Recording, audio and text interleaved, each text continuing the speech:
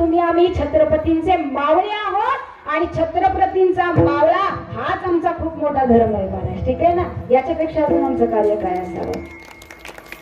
जय जय महाराष्ट्र माझा, गरजा महाराष्ट्र माझा, जय जय महाराष्ट्र माझा, गरजा महाराष्ट्र माझा.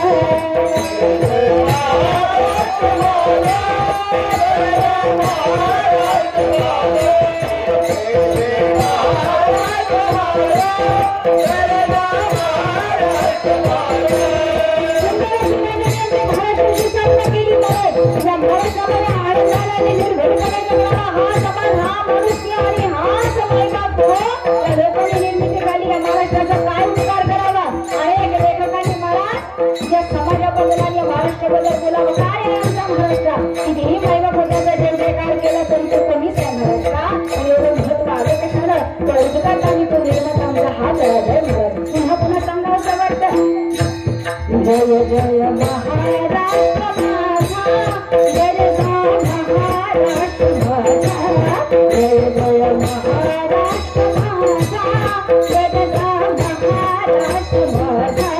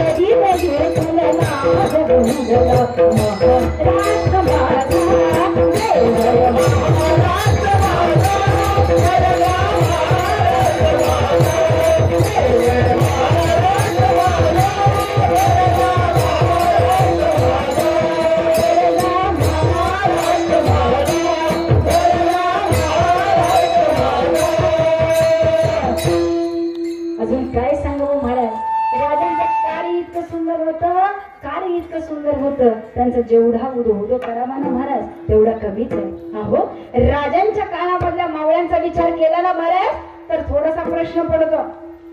स्वराज्याची निर्मिती करणं इतकी सोपी गोष्ट नव्हती महाराज. आज आम्हाला एखादं कार्य करायचं झालं, आमच्या एखाद्या दादाला जर सांगितलं की नाही नाही गावाकरता हे करायचंय आणि आपल्याला सगळ्यांना एकत्र यायचंय.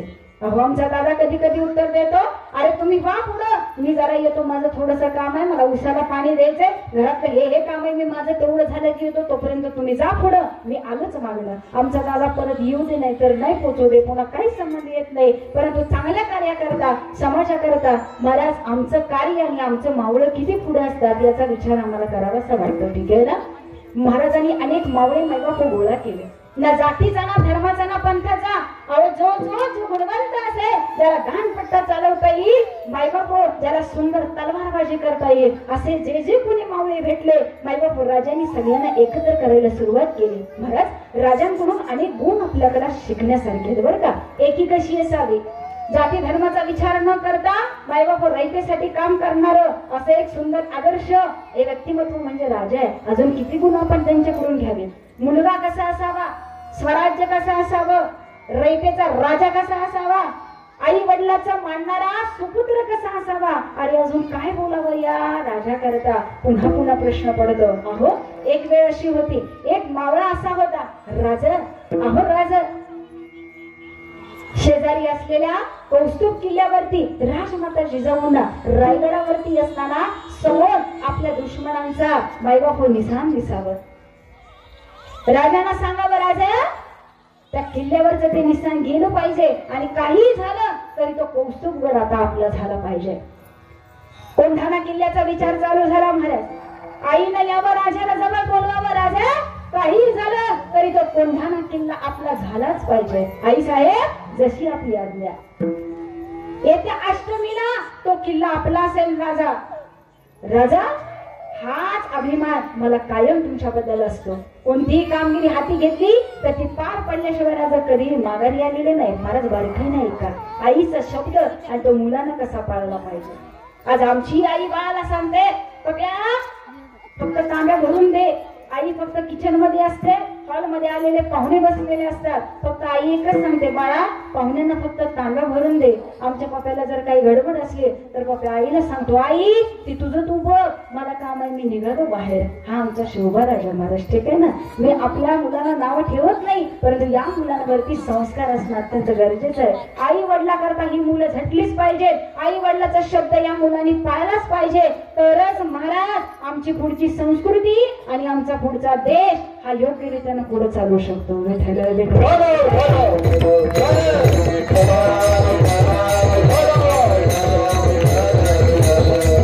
आई साहेब, तुमचा शब्द मी पाळला म्हणून समजा. येत्या अष्टमीला तो कोंढाणा किल्ला आपल्याकडे येणार म्हणजे येणार. आई साहेब, सुंदर अशी चर्चा चालू होते. मायबाबा त्यांच्यापैकीच एक हृदयातलं स्थान असलेला मावळा माझ्या राजांकडे आला.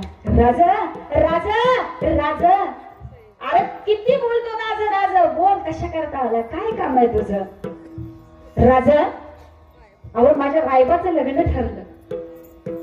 राजा, माझ्या रायबाचं लग्न ठरलंय आणि तुम्हाला निमंत्रण पत्रिका देऊन आलोय. राजा, माझ्या रायबाच्या लग्नाला तुम्ही आलं पाहिजे बरं का? राजाने सांगितलं, हो नक्की येणार, नक्की येणार. कधी आहे तुझ्या रायबाचं लग्न सांग. तुझं रायबा आणि माझा रायबा काय वेगळा आहे का? तुझ्या रायबाचं लग्न ते माझ्या रायबाचं लग्न. नक्की येणार, नक्की येणार. कधी लग्न आहे, कधी लग्न आहे? राजाने विचारलं. राजा, येत्या अष्टमीला मुहूर्त निघालेला आहे. राजा, येत्या अष्टमीला मुहूर्त निघालेला आहे. मायबाप जशी तिथी ऐकली तशी राजाने तिथंच नकार दिला. नाही र, मला नाही याला जमायचं. राजा, आता तर तुम्ही म्हणला होता मी येणार आणि तुमच्याशिवाय माझ्या रायबाचं लग्न होणार नाही. राजा, तिथं तुम्ही असलाच पाहिजे. नाही, मला नाही जमणार, मला नाही जमणार. पण का नाही जमणार राजा? मला कारण पाहिजे, मला कारण पाहिजे. अरे तुला काय सांगायचं, आताच माझ्या आई साहेबांशी चर्चा झाली आणि आई साहेबांचं एकच पण आहे की तो कोंढाणा किल्ला आपल्या हातामध्ये आला पाहिजे आणि येत्या अष्टमीला तो किल्ला आपला होणार. ते वचन मी माझ्या आईला दिलेलं आहे. कोण कोणास म्हणाले? राजाने मावळ्याला सांगावं. महाराज, मावळा म्हणाला, राजा एवढंच? अहो कोंढाणा किल्ला घ्यायचा आहे ना, तर तुम्हाला तिथं जायची गरज नाही. राजा, मी जाणार, तो विडा तुम्ही माझ्या हातात द्या. अरे तू असं काय बोलतो? अरे तुझ्या मुलाचं लग्न, तुझ्या पोराचं लग्न.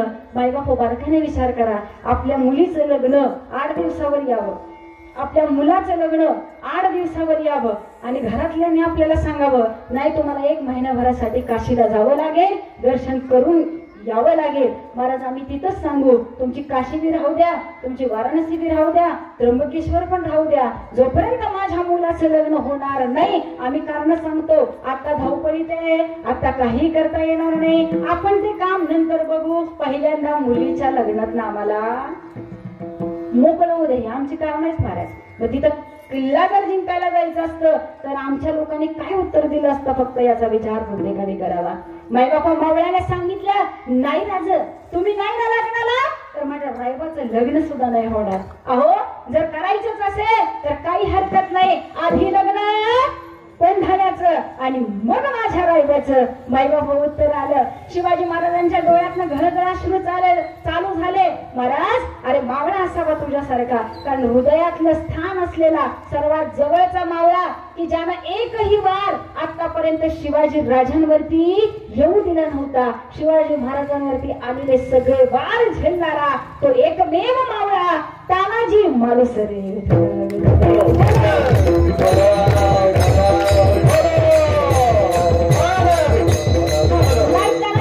नाही तानाजी, तुझ्या लेकाचं लग्न आहे ना? नाही नाही, तू जायचं नाही. हा बिडा राजमाताने मला दिलेला आहे आणि मी जाणार, मी तो किल्ला घेणार. तानाजी मालुसरेने सांगावं, नाही राजा, नाही राजा, हा बिडा तुम्ही मला द्या. माझ्यावरती एवढा विश्वास नाही का? नाही अरे तानाजी, अरे असं कसं बोलतो तू? आतापर्यंत तू माझ्या जीवात प्राण असल्यासारखा माझ्या सोबतीला राहिला. नाही ताना तू घराकडे लक्ष दे. मी जातो कोंढाण्यावरती. नाही राजा मैत्री सुद्धा अशी असावी, प्रेम सुद्धा असं असावं. राजा करता जीवदान बलिदान देणारे असे ते मावळे होते महाराज. ठीक आहे ना. माघारी येईन न येईन राजा सगळ्यांना माहिती होतं. कोंढाणा किल्ला अतिशय अवघड आहे महाराज, चढणं अवघड आहे. अहो जो तिथं शत्रू दबाव धरून बसलेला होता त्याचं सैन्य दळ 40,000 होतं आणि माझ्या राजांचं तानाजीचं मायबाप 10,000 सैन्य दल होतं. आता विचार करा, एकीकडे 40,000 आणि एकीकडे 10,000. मायबाप कुठं गणित लावायचं आणि कुठं बेरीज करायचे. परंतु मायबाप तानाजीने सांगितलं नाही राज, मी जाणार, तो किल्ला घेणार, फक्त माझी एकच अट आहे. बोल की ताना, काय झालं, काय करायचंय? महाराज मी माघारी येईन नाही येईन, परंतु माझी एक इच्छा आहे, त्या कोंढाण्यावरती मी जाईन, तिथं भगवा झेंडा फडकवीन. असलेल्या महाराजांनी सांगितलं तिथं गंजीला आग लावेल. ती अग्नी तुम्हाला ज्यावेळेस रायगडावरती दिसेल त्यावेळेस तुम्ही समजायचं कोंढाणा किल्ला आपला झाला. मायबाप सगळं काही दोघांचं ठरून गेलं. फक्त महाराज शेवटची एकच इच्छा आहे की तुम्ही कडकडून मला मिठी मारावी आणि ज्यावेळी तुमच्या डोळ्यातले 2 अश्रूचे थेंब माझ्या गळावरती पडतील ना राजा, त्याच वेळी मी डोळे झाकीन राजा. अहो याला म्हणायचा शब्द महाराजांच्या डोळ्यातनं आत्ताच पाणी यायला सुरुवात झालं. राजांनी तानाजीला मिठी मारली. अहो सगळं काही ठरलं, आता मोहिमेला जायचंय. सगळं काही झालं, आपलं सैन्य सोबत घेतलं. स्वारी निघाली मायबाप कोंढाण्याकडे. शत्रूलाही अंदाज आला की आता खालून हे सगळं होत आहे. मायबाप तानाजी मालुसऱ्याचं आणि शत्रूंचं युद्ध चालू झालं. बघता बघता बरेच मावळे मायबाप मारले गेले. अहो बघता बघता शत्रूचे सुद्धा बरीच लोक मारली गेली. मायबाप आता मोहीम हाती घेतलेली होती. राजाने शब्द दिलेला आहे, कोंढाणा तर आपला झालाच पाहिजे. राजमाता जिजाऊ माता मायबाप रायगडावरती त्या शब्दाची वाट पाहतायत की कोंढाणा आपला झाला की नाही. अष्टमीची वेळ ठरली. मायबाप अष्टमीची रात्र उजाडली. आता मात्र सगळे मावळे मायबाप जवळजवळ गाफील झालेले होते. अनेक मावळे मारले गेले होते. रक्ताचे पाठ वाहत होते. परंतु मायबाप तानाजीची तलवार ही सपासप चालूच होते महाराज. ठीक आहे ना. आणि तलवार चालू असताना मायबाप दुश्मन समोर आहे. दोघांचंही ठरलं की आता एक वार तू करायचा आणि एक वार मी करायचा. सूर्याजी नावाचा मावळा माझ्या तानाजी सोबत होता. अरे माझ्या तानाजीची अशी अवस्था, मायबाप हात तुटले गेले. आता मात्र तानाजीला हातात तलवार सुद्धा पकडता येत नव्हती. तलवार पकडत असताना मायबाप तानाजीची अशी अवस्था झाली की आता तलवार पकडायची, ढाल पकडायची का दुश्मनाला मारायचं. मायबाप तो राजा फक्त रयतेला समोर ठेवून लढत होता. या तानाजीला वाटत होता समाजाकरता जगलं पाहिजे, राजाला दिलेला शब्द आपला पूर्ण झाला पाहिजे. तानाजीने काही मागे बघितलं नाही. भगवा तर आता किल्ल्यावरती फडकलाच पाहिजे एवढंच एक ध्येय होतं महाराज. आणि या भगवा झेंडा फडकवण्याकरता याची ही सर्व कसरत चालू होती. एक शेवटचा वार होता. माझ्या तानाजीनं सुंदर अशी मायबापू एवढ्या जोरात तलवार त्याच्या पोटामध्ये घुसवावी. मायबापू त्याचाही वार माझ्या तानाजीच्या उदरामध्ये झाला. आणि बघता काय माझा तानाजी खाली पडला. सूर्याजीने सांगितलं तानाजी तुमच्याकडे पाहत नाही, अहो प्राण सोडून द्या. नाही भगवत तानाजीने सांगा, सूर्याजी घाबरू नका, राजाला दिलेला शब्द आहे, तो खान पडलाच पाहिजे. अरे बघ मी शेवटचा वार केलाय, तो नक्की खाली पडलाय. त्याचे डोळे नव्हे, त्याचा बोट सुद्धा हालत नसेल. अरे तो संपलाय, तू बघ. मायबाप सूर्याजीने पाहिलं आणि मायबाप सूर्या ज्यावेळी बघायला जातो त्यावेळी तो खान मायबाप मरून पडला होता. तानाजीला आनंद झाला. माझ्या शिवाजी राजाला तानाजीला भेटण्याची आव झाली. माझे शिवाजी महाराज आले. बघतात काय, जोपर्यंत शिवाजी महाराज जवळ पोहोचले नाही तोपर्यंत तानाजीने डोळे झाकले नाहीत महाराज. शिवाजी महाराजांनी यावं, माझ्या तानाजीची मान मायबाप आपल्या मांडीवरती घ्यावी. तानाजीचं असलेले हे रूप शिवाजी महाराजांनी बघितलं. पाहिल्यानंतर डोळ्यात अश्रू आले. मायबाप एकदाचा कोंढाण्यावरती भगवा फडकला. मायबाप वाजली, गंजीला आग लागली. राजाला कळालं कोंढाणा आपला झाला. अहो रायबा हे रायबाचं लग्न तर मागं राहिलंच. कोंढाण्यावरती शिवाजी महाराज पोहोचले. तानाजीला आपल्या मांडीवरती घेतला. ताना माझ्याकडे बघा. ताना शोभा आले. तानाजीला आनंद झाला. राजाने माझ्याकडे पाहिलं, डोळ्यात अश्रू वाहिले, तानाजीच्या गालावरती पडले. परिणाम असा झाला, राजा मी धन्य झालो. या समाजाकरता रयतेकरता माझा प्राण जातो, याच्यातच माझी भिन्नता मावळा असावा समाजाकरता जगण्याकरता आणि मावळा असावा माझ्या राजावरती प्रेम करणारा. म्हणून महाराज तुझ्याकडे तुमच्या आम्हाला सगळ्यांना सांगून जातात आयुष्य सुंदर जगा आमचं हेच कार्य आहे आमचं हेच कार्य आहे. अशा राजाने आमचे अनेक मावळे आपलेसे केले. म्हणून तुका मला सांगतात आमचं एकच काम आहे अभंग.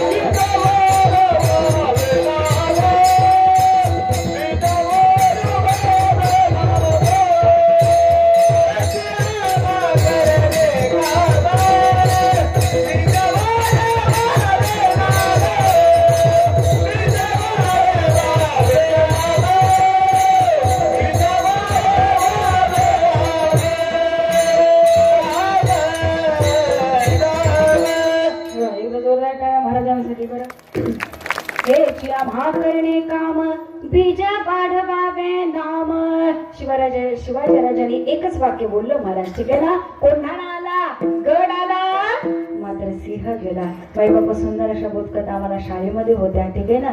तानाजी मालुसरे बघावे भाजी प्रभू देशपांडे पहावे.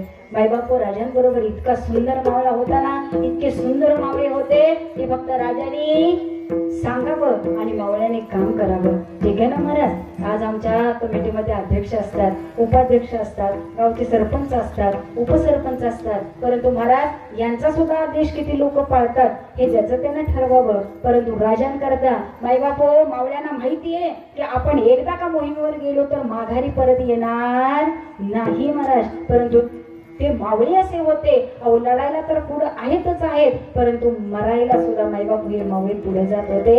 अहो याला म्हणायचं कर्म आणि याला म्हणायचं जनतेवरचं प्रेम. अजून काय सांगावं महाराज. ठीक आहे ना.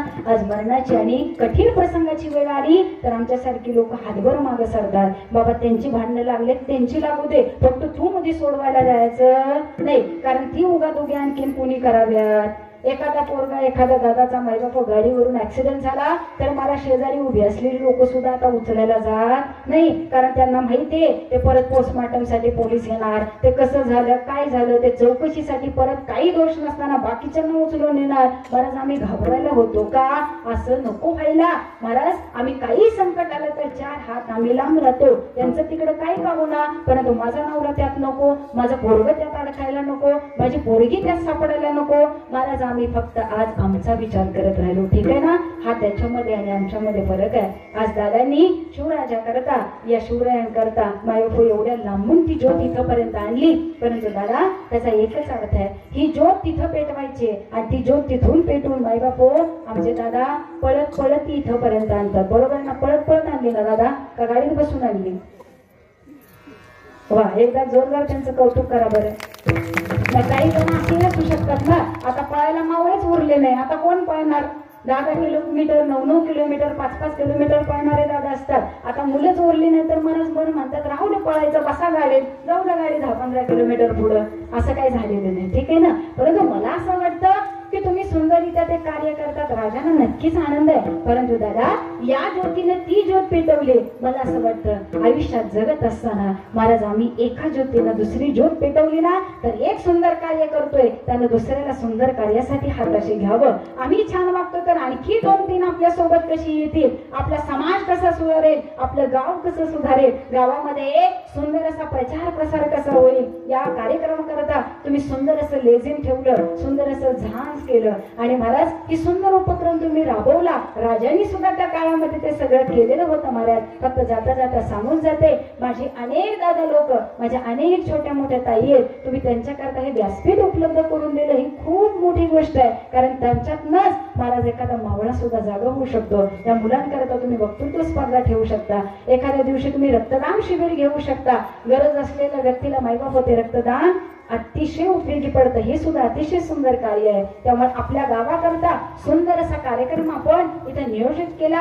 अगदी सुंदर असं कार्य आहे. महाराजांना नक्की तुमच्याबद्दल आनंद होईल. फक्त जाता जाता सांगून जाते, इतकी सुंदर शिवजयंती साजरी करा ना की माझ्या राजांचा अपमान होईल असं फक्त कार्य कुठलं करू होऊ देऊ नका. कारण आपल्याला जरी त्या मावळ्यांसारखं लढता नाही आलं तरी महाराज त्या मावळ्याने राजांचा जो आदर केला, राजाचा जो सन्मान केला, तो आदर आणि तो सन्मान जरी आपल्याकडून झाला तरी महाराज आपण शिवजयंती जिंकली म्हणायला हरकत नाही.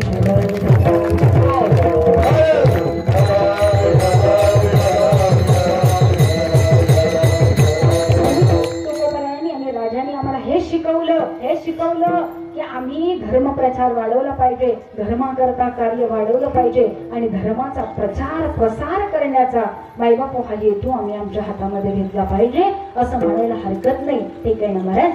त्यावेळी पुन्हा पुन्हा सांगावंसं वाटतं राजांबरोबर अनेक सुंदर मावळे होते. अहो स्वराज्याची स्थापना करताना या रायगडाची निर्मिती करण्याकरता मायबापू महाराजांनी एक असा मावळा निवला की आता हे तू पूर्ण करायचे. त्याचं नाव होतं हिरोजी इंदलकर. मायबापच राज तुम्ही काही काळजी करू नका, असा गड बनवतो की त्या गडावरनं कुणीही खाली उतरणार नाही आणि कुणालाही वरती चढता येणार नाही. अहो एकदा का दरवाजा बंद झाला की पुन्हा कुणी सुद्धा रायगडावर पोहोचणार नाही आणि रायगडावरनं सुद्धा खाली येणार नाही. मायबापू दोघांमध्ये चर्चा चालू झाली. अरे इंदलकर, पण तुझ्याकडे असलेली सर्व काही मालमत्ता असेल त्याच्यामध्ये हे सगळं काही करून घ्या. मायबापू राजाला हो म्हणण्यात आलं. राजा तुम्ही काही काळजी करू नका. मायबापू एक जबाबदारी त्यांच्यावरती सोपवली. तुमच्या आमच्यासारखी लोक सुद्धा अशी आहेत महाराज. बरं तुम्ही एक कार्य करा, लग्नाचा नुसता समारंभ एक कार्य असलं तर महाराज किती धावपळ होते हे घरातल्यानं प्रत्येकाला जाऊन विचारा. गावात निरोप द्यायचा झाला तर धाकटीला सांगितलं जातं तू सगळ्या बायकांना हळदी कुंकू लावून ये. घरातल्या मोठ्या दादाला सांगितलं जातं गावात सगळ्यांना आमंत्रण देऊन ये. एका दादाला सांगितलं जातं नवरीच्या गाडीची विडीची सगळीची तयारी तू करायची. बायबापू घरातल्या मोठ्या चुलत्यांना सांगितलं जातं ही त्या गाड्यांची वरडाची सगळी तयारी तुम्ही करा, जेवणाकडे लक्ष तुम्ही घाला. प्रत्येकाचं काम प्रत्येकाला दिलं जातं महाराज. अहो साधं एक काम करायचं म्हणलं तर आमच्या सगळ्या लोकांना जबाबदारी दिलेली असते. मग विचार करा, माझ्या राजांकडे इतकं मावळं होतं त्यातलाच मायबापू एक हिरोजी इंदलकर नावाचा मावळा होता. रायगडाची सुंदर अशी निर्मिती करण्यात आली. महाराज तो गड इतका अवघड आहे, तुम्ही आजही गेला तरी तुम्हाला रायगडाची रचना बघायला मिळेल. परंतु असं झालं, गड बघता बघता पूर्णत्वाला गेला. इंदलकरांकडे जेवढं काही साहित्य होतं, जेवढं काही धन होतं, संपत्ती होती, मायबाप संपत आली. परंतु राजाला शब्द दिला होता गड बांधणार राजा, गड बांधणार. अहो सगळं संपलेलं आहे. मावळ्यांनी सांगितलं हिरोजी आता रायगडाचं काम थांबवा, कारण आता आपल्याकडे काही राहिलेलं नाही व राजाने दिलेला तो शब्द आहे. आपल्या घरामध्ये असेल नसेल ते सगळं मायबाप घालून टाकलं, परंतु गड मात्र पूर्ण करायला पाहिजे. हा मायबाप भक्ती भाव आणि ती निष्ठा ही आपल्या राजाबद्दल असते. मायबाप बघता काय, बघता बघता बघता बघता रायगड हा पूर्णत्वाला गेला. रायगड पूर्ण झाला. राजाच्या कानावरती गोष्ट गेली. राजांना सांगितलं, राजा रायगडाची निर्मिती झालेली आहे, रायगड तयार झालेला आहे, परंतु तुमचा हिरोजी जो पूर्वीचा होता ना तो आता राहिलेला नाही, कारण त्याच्याकडे होतं नव्हतं ते सगळं त्यानं घालवून टाकलेलं आहे. आता तो पहिल्यासारखा राहिला नाही. अहो महाराज त्याच्याकडे आता अर्धी भाकरी सुद्धा खायला मिळणार नाही अशी अवस्था त्याची झालेली आहे. शिवाजी महाराजांनी सांगावं, अरे तुला रायगडाची निर्मिती करायला लावलेली होती, त्याचा अर्थ असा नाही की तुझ्याकडचं आहे ते सगळं घालव. अरे नाही केलं असतं तरी चाललं असतं, परंतु तू तुझी अशी अवस्था का केली. अहो घरातल्या सगळ्या बायका पोरांना मायबाप समजावून सांगणारा तो एक मावळा होता, बायका पोरांना मागे चालणारा तो एक मावळा होता. विचार करा विचार करा विचार करा, फक्त राजाच्या शब्दात रायगडाची निर्मिती करणारा तोच एक मावळा होता. अहो ती निर्मिती अशी झाली तर रायगडावरती कोणाला जाता येत नव्हतं आणि खाली उतरता येत नव्हतं. राजा मावळा शब्द आहे, दुश्मनच काय दुश्मनाचा बाप जरी यायचा प्रयत्न केला तरी सुद्धा आता गडावरून कुणी खाली येणार नाही, गडावरून वरती कुणी येणार नाही. महाराज शब्द पाळला गेला, शब्द पाळला गेला. राजाला काय आलं, सुंदर अशी गडाची निर्मिती झाली, सुंदर अशी गडाची निर्मिती झाली. त्याच साम्राज्यामध्ये एका बाळाची आई होती महाराज, आपला दुधाचा व्यवसाय करणारी अशी आई होते. अहो एक छोटस बाळ घरामध्ये होतं. या बाळाला त्या झोक्यामध्ये टाकून मायबापा घराचा दार लावून कुलूप घालून मायबाप निघाली आपल्या व्यापाराला, परंतु घरामध्ये आपला बाळ एकटाला आहे, एक आई आहे, घरामध्ये बाळ एकटा आहे. त्या वेळेस जर आई घरी आली नाही, ते बाळ जर उठलं तर रडून रडून मायबाप टाळून पडून माझं बाळ जाईल मायबाप, ही एक मनामध्ये उत्कंठा त्या आईची सुरू होती. परिणाम असा झाला ही आई मायबाप रायगडावरती आपलं कार्य करण्याकरता निघून गेले. मायबाप गारोगारी गल्लोगल्ली सगळ्याला दूरबाट करण्याची ही तिचे कार्य चालू होतं. मायबाप थोडासा जास्तीचा वेळ निघून गेला. अचानक ठरलेल्या वेळेमध्ये गडाची दारं बंद करण्यात आली. गडावरचा नियम असा होता, एकदा का संध्याकाळ झाली, रात्र झाली की गडाची दरवाजा बंद होणार आणि आता इथं कुणीही आला आणि राजा जरी खाली गडाच्या दरवाजावर असतील तरी गडाची दारं उघडली जाणार नाही, नियम ठरला गेला. अहो ही आईवरती अडकली, सर्वांसमोर हात जोडायला लागली. अहो विचार करा, माझं तानू लेकरू घरात आहे, माझं तानू लेकर घरात आहे, मला माझ्या बाळाकरता खाली जाऊ द्या. अहो दार उघडा, परंतु मायबाप नियम सगळ्यांना सवाल होता. त्या गडाची दारं उघडण्यात आली नाही. महाराज ती आई कशी होती, शेवटी आईचं हृदय आणि बाळाचं हृदय हे त्या आईला माहित असतं. बाळाकरता तडपडणारी ती आई असते, त्या बाळाला कधीही एकटी न पडणारी ती आई असते. आई कशी असते, लेकुराचे गीत, लेकुराचे गीत,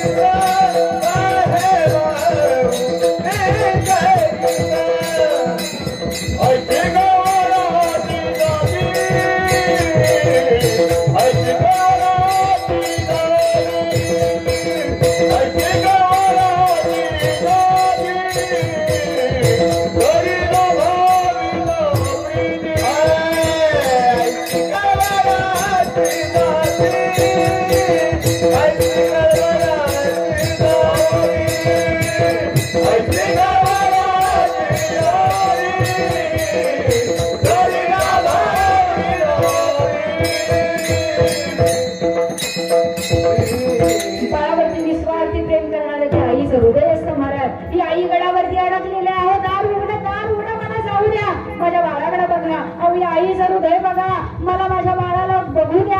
अहो ते बाळ एकटाय घरामध्ये. नाही महाराज, नाही ऐकलं. गडाचे दरवाजे नाही उघडले गेले. आता मात्र आपलं बाळ आईला समोर दिसायला लागलं. अहो त्या आईचं धाडस बघा. अहो ज्या किल्ल्यावरती एखादा दुश्मन सुद्धा चढू शकत नाही अशा गडावरून मायबाप सरपडत ही आई खाली यायला सुरुवात झाली. हाताला इकडं तिकडं सगळीकडे जखमा होत आहे. मायबाप अंगावरची त्वचा फाटली जाते, रक्तबंबाळ शरीर होत आहे. मायबाप तरी सुद्धा मायबाप ही आई गड उतरून खाली येते. गड उतरून खाली येते, आपल्या बाळाला पाहते. आपल्या बाळाला पाहते त्यावेळी मायबाप एका आईच्या हृदयात मायबाप जीव आल्यासारखी गोष्ट होते. बाळाला पाहिलं, आईला आनंद वाटला. ते बाळ आणि आईची भेट झाली महाराज, भेट झाली. गडावरती सगळीकडे चर्चा चालू झाली. अरे असा गड बांधला म्हणजे खाली कोणी येणार नाही, वर कोणी चढणार नाही, आणि एक स्त्री हा गड किल्ला उतरून गेलीच कशी. मायबाप सगळीकडे चर्चा चालू झाली. त्यावेळेस महाराज शिवाजी महाराजांनी सुद्धा सांगितलं, अरे फिरोजी तू म्हणला होता की गड उतरून कोणी जाणार नाही, मग ती महिला कोण आहे? अरे तिला माझ्या समोर ना, अरे तिला बक्षीस द्या, अरे तिचं करावं तेवढं कौतुक थोडं आहे, तिला समोर घेऊन या. मायबाप त्या आईला समोर उभं करण्यात आलं.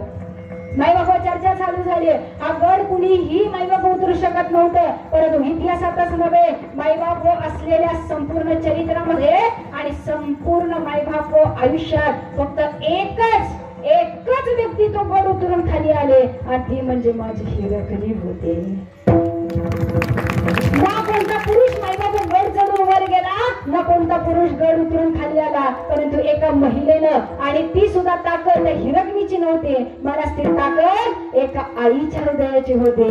आणि ती ताकद मायबाप बाळाच्या प्रेमापोटी आईला खाली घेऊन आली होती. याला म्हणावं महाराज प्रेम, याला म्हणावं प्रेम. आणि हे प्रेम या जनतेवरती आईसारखा करणारा एकच राजा होता की ज्याला माझ्या जिजाऊ मातेनं जन्म दिला होता.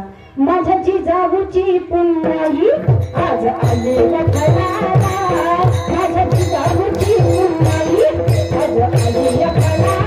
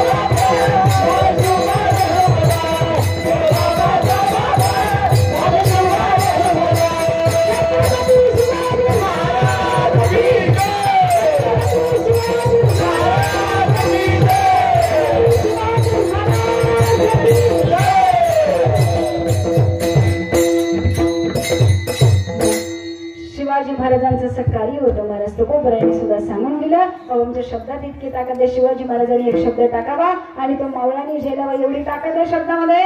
जसं एकदा का बाण भातातनं निघाला तर तो बाण परत माघारी येत नाही महाराज, तसा हा आपला शब्द आहे. आणि राजाच्या तोंडातनं एकदा बाहेर पडलेला शब्द हा परत माघारी येत नव्हता. मावळी त्याला कसे झेलत होते हे प्रत्येकाला माझ्या शिवाजी राजाचा इतिहास सांगून देतो. म्हणून तो कोपऱ्या आजच्या भंगाच्या तृतीय चरणामध्ये त्याची किंमत सांगून देतो. तीक्ष्ण उतारे, तीक्ष्ण उतारे, तीक्ष्ण उतारे, तीक्ष्ण उतारे, तीक्ष्ण उतारे,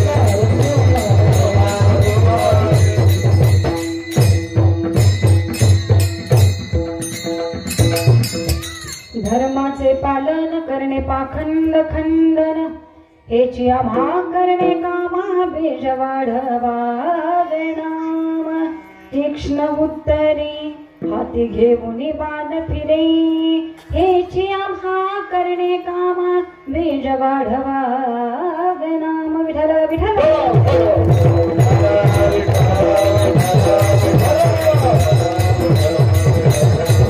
तुकोबरायाने सुंदर असं प्रबोधनाच्या अभंगातून केलेल्या मला शेवटचे चरण राहिले. भूक लागली का बसलेले चालू का 12 वाजेपर्यंत राजांकरता काय होते 12 वाजता जेवलं तर एकादशीला तर असं तसं दिवसभर उपाशीच असतो आम्ही.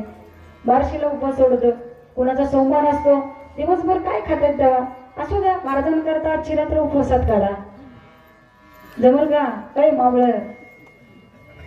नाही महाराज घ्या आता उराचं बाद झालं नाही राजांकरता हा समाज कंटाळणार नाही हे नक्की महाराज विनोदाचा भाग सोडून द्या. परंतु कार्य इतकं सुंदर आहे ना. अहो आम्ही साधं एखादा फ्लॅट साताऱ्यात घातला एखादी फॉर्च्युनर गाडी घेतली कधी नव्हत असलेलं स्वप्न पूर्ण झालं. आमचा दादा आर्मीमध्ये भरती व्हावा आई वडिलांची इच्छा पूर्ण व्हावी तर महाराज आमचं एवढं कार्य असतं. आम्ही एक फ्लॅट घेतला एक गाडी घेतली फॉर्च्युनर आले मुंबईत फ्लॅट झाला. महाराज आमचं एवढं कर्तृत्व असलं तर सगळ्या गावात का जावा ठीक आहे ना. अमक्या अमक्याचा पोरगा माझ्या पोरानं 2 फ्लॅट घेतले माझ्या पोरानं 4 एकर खरेदी केली माझा पोरगा आर्मीत भरती झाला माझा पोरगा IAS झाला. बॅनरच बॅनर गावात ह्या चौकात बॅनर गावात आत येताना बॅनर सगळीकडे बॅनरच बॅनर का आमचं कार्य मोठं आहे हो. विचार करा तुमच्या आमच्या सारख्या सर्वसामान्य व्यक्तीच्या कार्याचा जर इतका उदो होतोय तर महाराज ह्या स्वराज्याची स्थापना करणाऱ्या राजाचा कार्याचा किती उदो झाला पाहिजे प्रश्नचिन्ह आहे ना महाराज. म्हणून आजचा दिवस हा त्यांच्या करता आहे. आज सकाळपासून सुंदर शिवजयंती चालू आहे महाराज सुंदर शिवजयंती चालू आहे सातारामध्ये तर सुंदर असं प्रत्येक गल्लो गल्ली महाराज शिवाजी महाराज आहेत प्रत्येक गल्लो गल्ली. परंतु जाता जाता सांगून जाते महाराज शिवाजी महाराजांचा जन्म एकदा झाला का दोनदा झाला. जयंती आज करायची का परत मार्चमध्ये करायची याच्यावर सुद्धा माईबाप हो प्रश्नचिन्ह असतात. जाता जाता सांगून जाते महाराजांचं काय इतकं मोठं आहे. राजांची जयंती फक्त 2 वेळाच काय 365 दिवस जरी साजरी केली तरी महाराज ते कमी आहे कारण राजा आमचा तसा आहे. विठ्ठल विठ्ठल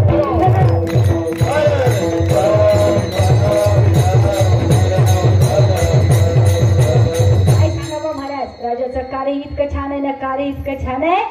या महिलांकडे महाराज बहिणीप्रमाणे आणि आईप्रमाणे बघणारा तो एक राजा होता. अहो एका परक्याच्या नारीकडं वाईट नजरेनं बघणारा, तिची आबरू घेणारा, बायबाबा त्याचे हातपाय तोडणारा हाच एक राजा होता. आणि समाजाला एकच शिकवण होती की जर इथून पुढं आपल्या साम्राज्यामध्ये असं कार्य घडलं तर त्याला ही शिक्षा दिली जाईल. हे राजांचं कार्य होतं महाराज. ठीक आहे ना. तिथं कुणालाही तमा बाळगली जात नव्हती. आज आमच्या समाजामध्ये इतकं वाईट काही काही घडून येतं. आज आमच्याच बहिणींकडे वाईट नजरेनं पाहिलं तरी आमचा दादा निवांत राहतो. महाराज विचार करावा असं वाटतो की आम्ही राजांच्याच दरबारात आणि राजांच्याच साम्राज्यामध्ये आहे का. विचार करावा असं वाटतो ना दादा. आज आमच्या दादाच्या हातामध्ये मोबाईल आले. आज आमच्या दादा बायबापू नोकरी नाही, शिक्षण नाही म्हणून दादा कोणाच्या संगतीत राहतो याचाही विचार केला पाहिजे. तुम्ही म्हणाल फक्त दादालाच बोलताय, चांगली गोष्ट आहे, बोलत राहा. महाराज नुसतं दादांना पकडायचं नाही. कीर्तन आता संपण्याच्या वाटचालीकडे. ठीक आहे ना. अगदी थोडा वेळ माझ्या अनेक ताई इथं बसलेल्या आहेत. सगळ्या ताईंच्या बाईबापा चरणाशी माझी एक विनंती आहे. ताई तुम्हा आम्हाला इतकं सुंदर आयुष्य मिळालं. आई वडिलांनी सुंदर शिकण्याकरता आम्हाला बाहेर ठेवलं. आई वडिलाची कॉलर ताट असेल ना, ताट राहील ना, असं काम आमच्या ताईनं केलं पाहिजे. शिक्षण इतकं घ्या. अहो मलवडीतच काय, दहिवडीतच काय, आमच्या आई वडिलांनी आम्हाला महाराष्ट्राच्या बाहेर नव्हे, देशात नव्हे, विदेशात जरी शिकायला लावलं तरी महाराज माझ्या आई वडिलाचा विश्वास आणि मुलीमध्ये असलेला विश्वास हा कमी होता कामाचा नाही. आणि आई वडिलांना ज्या विश्वासानं पोरगी बाहेर पटवली, महाराज त्या विश्वासानं माझ्या ताईनं शिक्षणही घेतलं पाहिजे. ही पोरगी ज्यावेळेस लाल दिव्याच्या गाडीत गावामध्ये येईल ना त्यावेळी महाराज त्या आई बापाच्या चेहऱ्यावरती असलेला आनंद बघा आणि त्या बापाचा आनंद बघा. बाई बापू त्या आनंदाची तुलना कशाशीच होऊ शकत नाही. विठ्ठल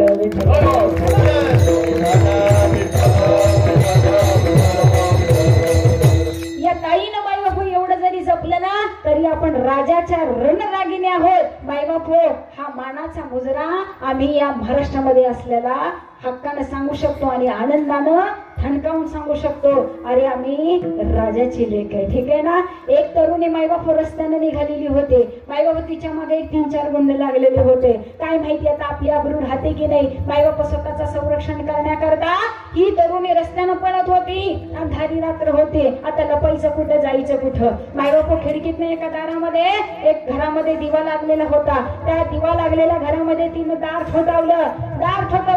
दार उघडण्यात आलं. त्या घरामध्ये एक तरुण होता. त्या तरुणानं दार उघडलं. ताई आपण कुठून आला. दादा मला वाचवा, माझ्या पाठीमागं काहीतरी चुकीची लोक लागलेले आहेत, मला त्यांच्यापासून वाचवा. दादानं मायबाप दार उघडलं. त्या ताईला आतमध्ये घेतलं. संपूर्ण रात्र ती ताई त्या दादाच्या घरामध्ये होती. बराच सकाळ झाली. ती मुलं निघून गेली, ती चुकीची लोक निघून गेली. ती ताई आता घरातनं बाहेर पडली. जाता जाता फक्त त्या दादानं प्रश्न केला, ताई मला एक तुम्हाला प्रश्न विचारायचा आहे. हा बोला दादा. अरे एवढी रात्र होती, पाठीमागे 4 वाईट मुलं लागलेली होती, परंतु माझ्या घरामध्ये तुम्हालाही माहिती होतं की माझ्या एकट्याशिवाय घरामध्ये कोणी सुद्धा नाही. मी एकटा तरुण घरामध्ये असताना तुम्ही माझ्या घरामध्ये आलाच कसं आणि थांबलाच कसं. तुम्हाला भीती नाही वाटली का की मीही तुमची आबरू घेऊ शकतो. बाईबापू त्या मुलीनं दिलेलं उत्तर आहे का. दादा तुमचा प्रश्न अगदी बरोबर आहे. मी रात्री घरामध्ये तुमच्या आले, परंतु ज्यावेळी मी खिडकीतून घरात डोकावून पाहिलं, छोटासा दिवा घरामध्ये जळत होता आणि त्या भिंतीवरती माझ्या राजा शिवछत्रपतींचा फोटो दिसला. अरे ज्या घरामध्ये राजाची प्रतिमा असेल तो तरुण माझ्याशी असं मुळीच वागणार नाही. हा विश्वास आहे महाराज माझ्या राजांच्या प्रेमावरचा आणि असा मावळा आमचा आज घडला पाहिजे.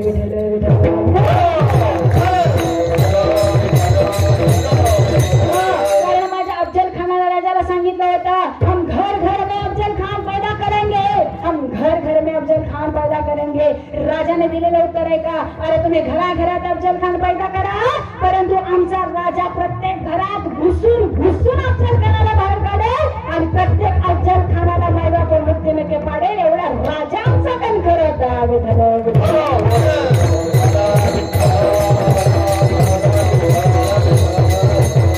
प्रत्येक पैठाशी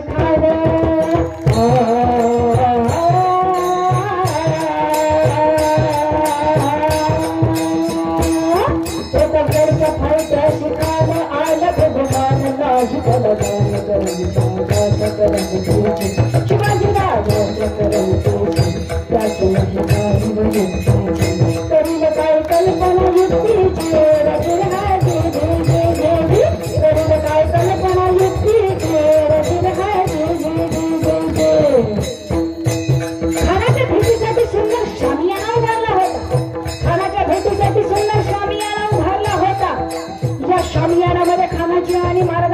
आहेत मायबाप निश्चित झाले. खानाच्या भेटीसाठी सुंदर शान भरला असताना खानाला निरोप पाठवला. खान मायबाप ज्यावेळी ऐकतो ना आम्ही तुम्हाला घाबरलेलो आहोत. महाराजांनी पाठवलेला निरोप ऐका महाराज. अहो अहो अहो तुम्ही भाजपचे मोठे आहात, मी तुम्हाला घाबरलेलो आहोत. राजाचं हे उत्तर ऐकलं खान आनंद झाला. अरे तो भेटण्याच्या आधी जर इतका घाबरला तर माझ्या समोर कसं येईल. मायबाप राजाला इतका चढवला, खानाला इतका चढवला. मायबाप खानाने भेट स्वीकारली. प्रतापगडच्या पैशाशी मायबाप ही भेट निश्चित झाली. खानाच्या भेटीसाठी सुंदर शामियाना उभारला असताना मायबाप छत्रपती शिवाजी महाराजांनी तो शामिया विशिष्ट पद्धतीने उभारला होता. भेटीसाठी छावणा उभारला, भेटीसाठी छावणा उभारला. नक्षतार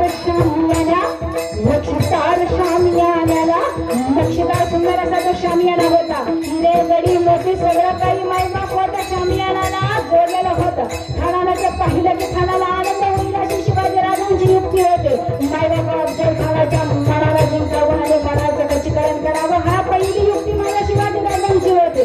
शक्तीने युक्तीने कसं लढावं असं माझा शिवाजीराजा होता. अफजल खान मायबाप भेटीसाठी तयार झालेला होता ना त्यावेळी शामियानाचं सुंदर वर्णन होतं.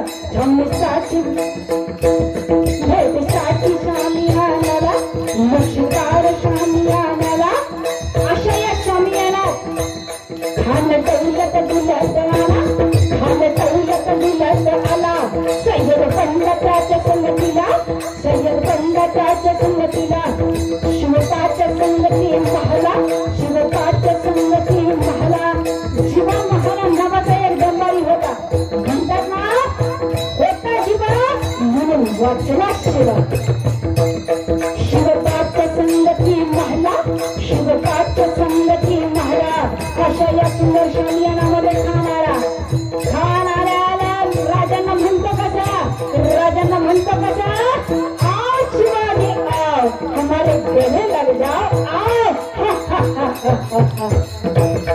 खानाची हसरी राजा, खानाची हसरी राजा, खानाने हसरी राजा. ती रोखून नजर करी हरी रडी रोखून नजर ती हरी रडी. आपला राजा सुद्धा काही कच्च्या गुरुचा चेला नव्हता. आपला राजा सुद्धा काही कच्च्या गुरुचा चेला नव्हता. राजाने सुंदर असा मायबाप होता, बनलेला होता. सुंदर असा डावला केला. अफजल खानाला भेटी करता बोलावलं. माझ्या शिवाजी महाराजांना मिठी मारली. खानचा अभिमान मानला, खानचा अभिमान मानला. कट्टरीचा वार त्याने केला, कट्टरीचा वार त्याने केला. कर कर कर आवाज झाला, कर कर कर आवाज झाला. चिवकट होत अंगाला, चिवकट होत अंगाला. अफजल खानाचा वार सुद्धा गेला. खान निर्मला करून मायबाप खान निर्मला. तेवढ्यात महाराजाने होता मध्ये विश्वास केला, होता मध्ये विश्वास केलेला. नख्याने मारा केला, नख्याने मारा केला, नख्याने मारा केला. अफजल खानाचा पुतळा बाहेर आला. जिरहरी बाहेर आला, जिरहरी बाहेर आला,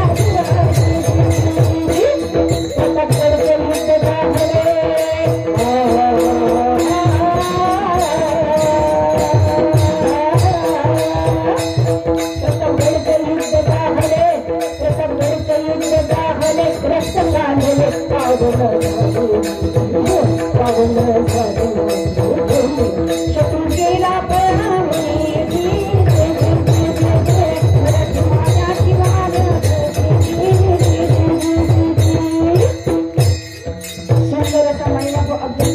गेला अफजल खानाचं कार्य सगळ्यांना माहिती आहे महाराज, ठीक आहे ना. या अफजल खानानं आपलं तुळजापूर असेल, येणारी सर्व धार्मिक कार्य असतील, मंदिरामध्ये देव ठेवला नव्हता. परंतु मंदिरामधला देव वाचवायला जर कोणी कार्यक्रम करणारा आणि देव वाचवण्याकरता जर कोणी उद्गात असेल तर तो माझा शिवछत्रपती राजा होता. म्हणून महाराज आज आम्ही मंदिरात जाऊन किमान देवाच्या पाया तरी पडू शकतो. म्हणून महाराज म्हटलं जातं शिवाजी महाराज काय देव आहेत का, शिवाजी महाराज काय देव आहेत का की त्यांना नमस्कार करावा, त्यांची जयंती करावी. परंतु महाराज जाता जाता सांगून जाते शिवाजी महाराज जरी देव नसले तरी देवाला वाचवणारा आमच्या महाराष्ट्राचा राजा मात्र नक्की होता.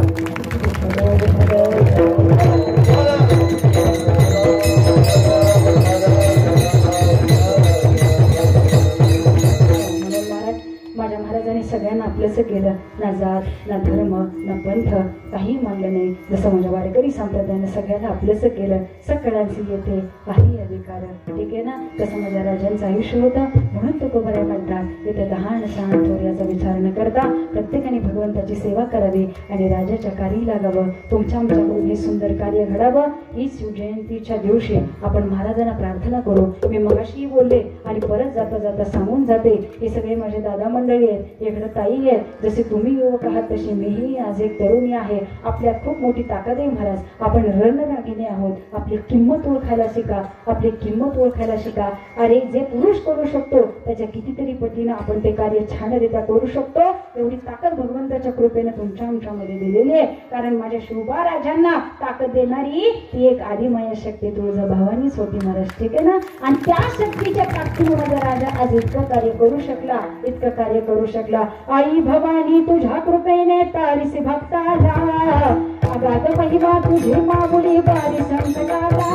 आई कृपा करी माझ्यावरी जागवी तोरात सारे, आई कृपा करी माझ्यावरी जागवी तोरात सारे. आज तो भला लाले